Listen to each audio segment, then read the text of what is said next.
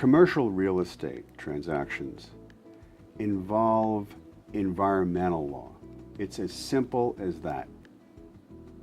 50 years ago, there wasn't even a practice area called environmental law, or if there was, it was really tangential to the practice of law.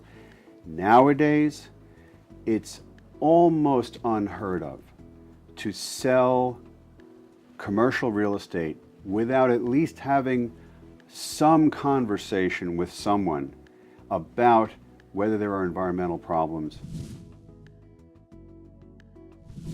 A number of clients will come to us hoping to sell or purchase a commercial building without any awareness of the fact that they need to deal with some environmental issues before that transaction can close. It might be state regulations, some could even be federal. Someone may have owned a building for 20 or 30 years completely unaware that they may even be an environmental issue, and yet there will be things that have to be addressed before they can sell that building. Now, it could be that the environmental issues are ignored. It could be the environmental issues are accepted and the buyer assumes the risk of the environmental cleanup.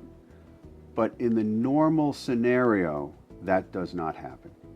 In the normal scenario, when one sells commercial real estate, the buyer performs what is called due diligence. They look at the history of that property.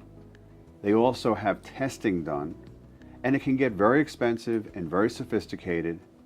But once that report comes through, it goes in two different directions normally.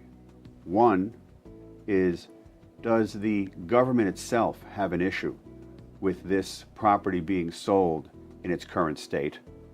And number two, does the buyer have an issue assuming the liability for cleaning up the property or the risk that the property may have to be cleaned up at some later point? A great deal of the work that's done is to deal with this impediment to the transaction. And that's a big part of our job as attorneys, to coordinate those things, to bring the experts together, to deal with the government and figure out a way of making the transaction happen if it should happen.